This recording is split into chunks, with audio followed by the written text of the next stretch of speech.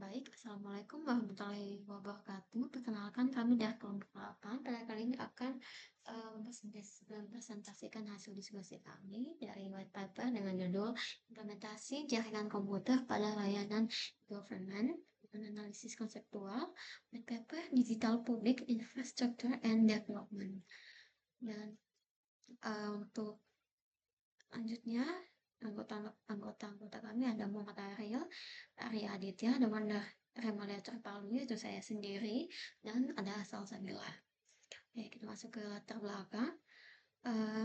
Latar belakang dari per ini, mana transformasi digital pemerintah masih menghadapi masalah data yang terpisah antar instansi sehingga membuat pelayanan publik tidak efisien dan berulang. Sehingga untuk mengatasi hal ini, WBG atau World Bank Group memperkenalkan konsep DPI, Digital Public Infrastructure, melalui white papernya dengan nama Digital Public Infrastructure and Development pada tahun 2025.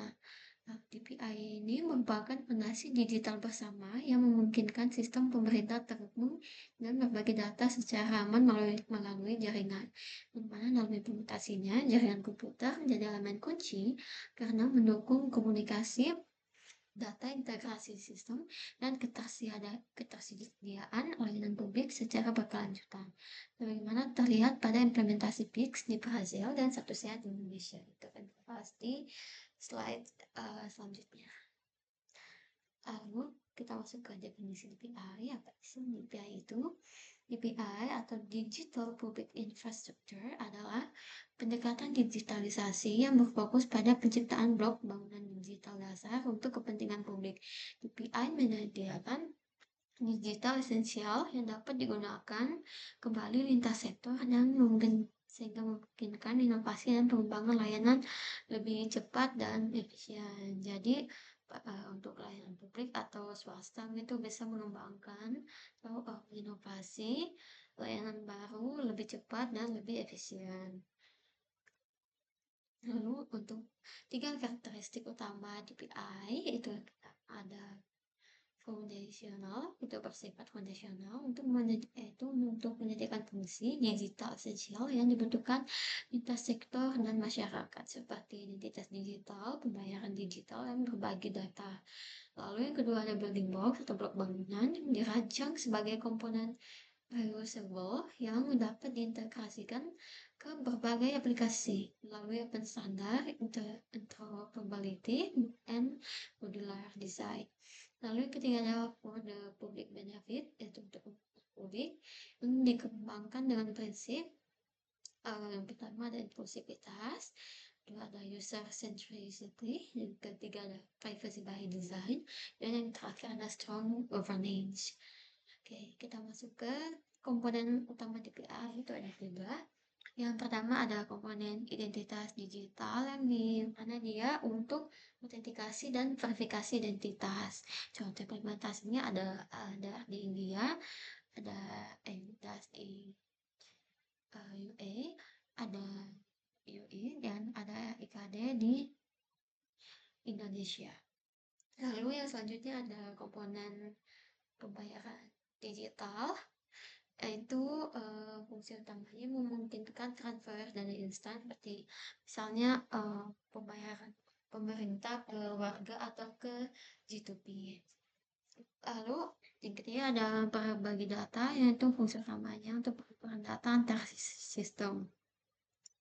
Oke, kita masuk ke studi kasus. Studi kasus yang pertama itu ada Indiastek, yang dimana studi kasus ini memiliki 3 komponen DPI yang terintegrasi, yaitu ada untuk identitas digital, lalu ada UPI untuk pembayaran, dan DEPA atau DigiLocker untuk berbagi data.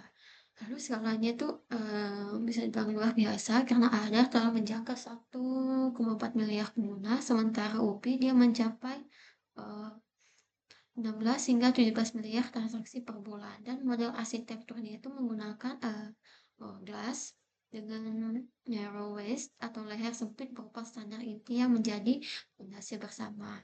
Lalu untuk dampaknya itu signifikan karena berkat DPI, dia ini bisa membuka 552 juta rekening bank baru dan menghemat miliaran dolar dengan pengurangan fraud. Oke. Dan untuk studi kasus yang kedua itu ada satu sehat yang dimana ini relevan bagi kita karena satu sehat di Indonesia adalah platform interoperabilitas kesehatan yang dibangun pemerintah yang dimana pada saat ini lebih dari 10.000 fasilitas kesehatan dalam ekosistem satu sehat dan model arsitekturnya menggunakan Master Patient Index yang divalidasi oleh Dukcapil untuk memastikan data pasien akurat.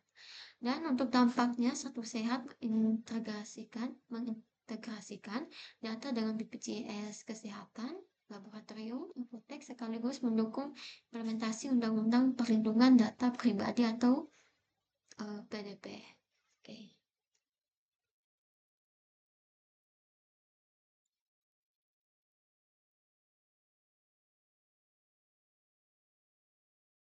Oke, kita masuk ke tiga model arsitektur DKI. Yang pertama ada model terpusat atau centralized, di mana ini adalah satu identitas yang biasanya pemerintah untuk mengelola seluruh sistem. Untuk contohnya ada itu di India. Kelebihannya itu koordinasinya mudah dan kepatuhan regulasi terjamin. Nah, kekurangannya adalah single point of failure, risiko pengawasan dan potensi termonopoli. Lalu untuk model kedua itu ada federasi, yang dimana ini dia banyak penyedia asli dalam trust framework dengan pertukaran data. Nah, contohnya itu ada di Belgia, Estonia, dan Italia. Lalu untuk kelebihannya mengurangi risiko, single point of failure, dan memberi pilihan pengguna. Sedangkan kekurangannya adalah koordinasi kompleks dan butuh ekosistem yang matang. Dan untuk model yang ketiga, itu model desentralisasi, yang dimana pengguna mengontrol credential melalui verifiable credentials and digital wallet. Lalu untuk contohnya ada IU Digital Identity Wallet, Angkutan Nasional Digital Identity. Lalu untuk kelebihannya itu privasinya tinggi, kontrol penuh pada pengguna, dan kekurangannya masih baru dan tergantung pada kepemilikan smartphone. Oke, kita masuk kepada arsitektur DPI yang dimana pertama itu ada gateway di mana dia merupakan pintu masuk semua permintaan API yang untuk mengatur autentikasi dan otorisasi. Lalu yang kedua ada interoperability platform, di mana ini adalah platform pertukaran data antar sistem. Dan yang ketiga ada message queue untuk komunikasi asinkron melalui antrian pesan. Yang keempat ada public key infrastructure untuk pengelolaan sertifikat digital dan tanda tangan. Dan ada komponen data exchange platform untuk berbagi data berbasis konsen. Dan yang terakhir fast payment switch untuk infrastruktur pembayaran instan. Oke, kita masuk ke standar protokol dalam arsitektur DPI, yang dimana semua komponen tadi itu dia berjalan dengan standar dan protokol tertentu. Yang mana yang pertama ada identitas digital, itu standarnya itu contohnya seperti OAuth 2.0 atau OpenID Connect, XML untuk autentikasi dan otorisasi. Dan yang kedua itu ada pembayaran digital, contohnya ada standar ISO 8583, itu fungsinya untuk pesan pembayaran tradisional. Lalu yang terakhir ada berbagi data, seperti contohnya standar ADRS, API, dan GraphQL, yang mana fungsinya sebagai API pertukaran data. Oke, sekian dari saya, dan selanjutnya akan dilanjutkan oleh teman saya. Terima kasih.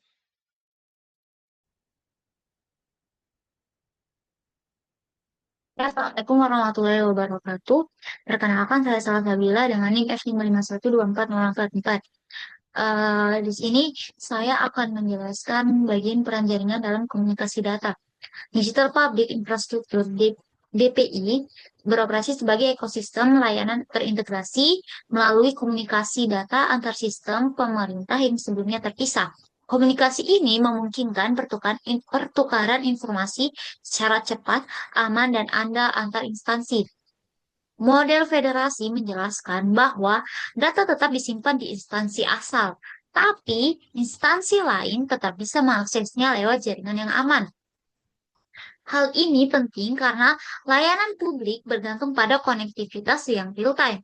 Artinya, setiap layanan harus bisa ngobrol dengan banyak database dalam hitungan detik. Kalau dilihat lebih detail, keberlangsungan layanan digital itu nggak cuma soal sistem aktif atau tidak, tapi efektivitas transfer data antar sistem dan ketersediaan konektivitas digital. Kalau koneksi nggak lancar, layanan bisa terganggu.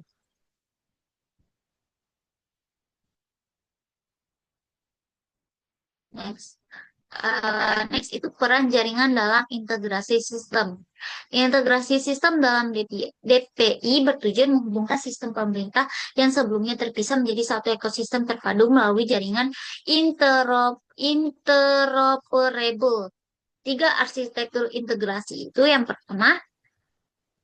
pertama ada terpusat atau centralized, yaitu satu entitas mengelola seluruh sistem. Contohnya Agar India. Yang kedua itu federasi, banyak penyedia dalam satu terus framework dengan hub pertukaran data. Contohnya tuh Belgia, Estonia. Terus yang ketiga itu terdesentralisasi. Pengguna mengontrol kredensial melalui digital wallet. Contohnya EU Digital Identity. Nah, yang penting integrasi itu bukan cuma soal teknologi. Semua elemen harus laras. Sistem, tata kelola, SDM, dan aturan main.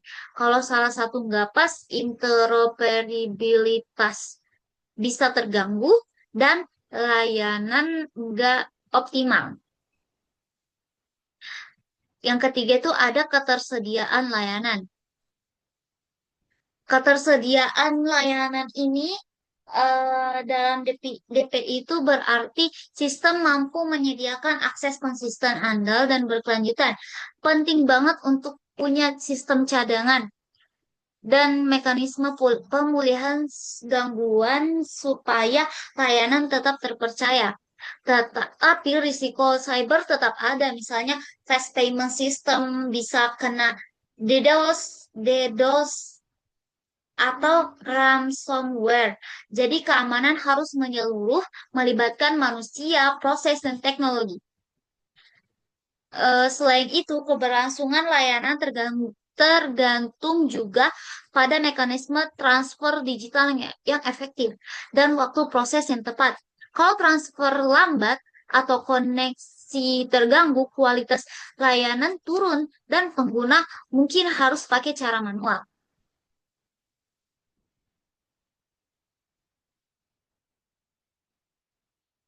Nah, yang keempat itu komponen jaringan. Komponen jaringan menjadi fondasi teknis DPI dalam mendukung komunikasi data integrasi secara real time. Perangkat ini itu meliputi router. Router itu mengarahkan lalu lintas data antar jaringan dengan jalur paling efisien. Yang kedua itu switch. Switch ini menghubungkan perangkat internal agar komunikasinya itu cepat. Yang ketiga itu firewall. Firewall itu melindungi sistem dari akses tidak sah, terutama karena DPI memproses data sensitif. Yang keempat itu load balancer. Load balancer ini mendistribusikan beban server supaya layanan tetap stabil. Selain itu, ada infrastruktur pendukung. Yang pertama itu data center. Yang pertama itu data center terdistribusi untuk mengurangi risiko single point of failure. Yang kedua itu sistem redundancy dan disaster recovery supaya bisa cepat pulih saat gangguan. Dan yang terakhir itu PKI dan enkripsi TLS atau HTTPS untuk autentikasi dan keamanan data. Gabungan semua ini membuat jaringan bukan cuma untuk komunikasi, tapi jadi fondasi yang bikin layanan digital stabil, aman, dan tahan banting, bahkan saat ada gangguan atau ancaman cyber. Oke, selanjutnya akan dijelaskan oleh teman saya. Saya Salsabila dengan NIM F5512444. Kami undur diri.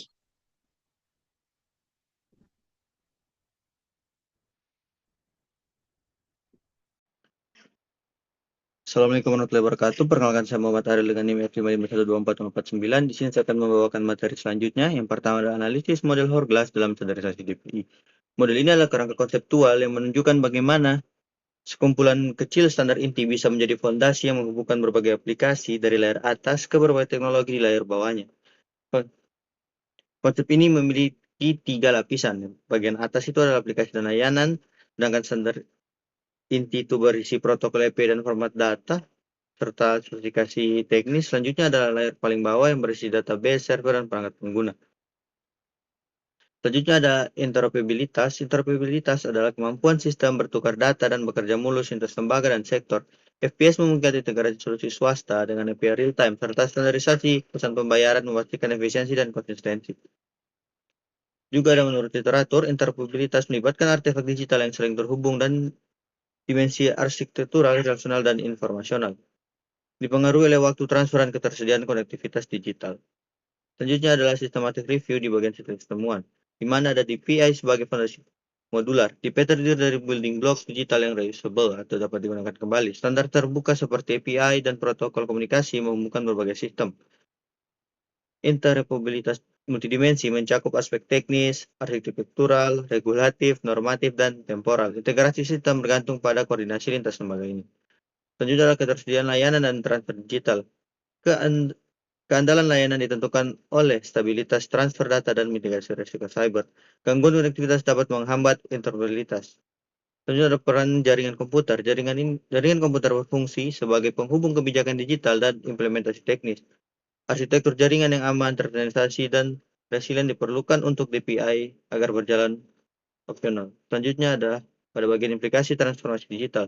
Keberhasilan DPI membutuhkan keselarasan antara standar teknis yang terbuka, infrastruktur jaringan yang baik dan andal, serta kelolaan regulasi yang mendukung untuk interoperabilitas. Mekanisme transfer digital yang stabil. Transformasi digital pemerintah memerlukan kebijakan yang tepat sekaligus kesiapan infrastruktur jaringan sebagai fondasi operasional.